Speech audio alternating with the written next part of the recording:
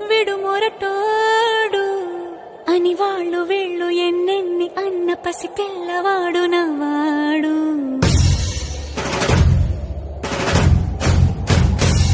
విడు ముండోడు అని ఊరు వాడ అనుకున్న గాని మహారాజు నాకు నవ్వాడు.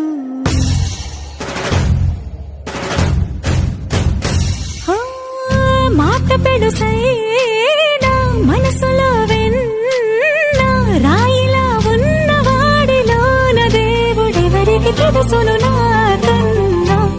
సూసేకి అగ్గిరవ్వ మాదిరే ఉంటాడు.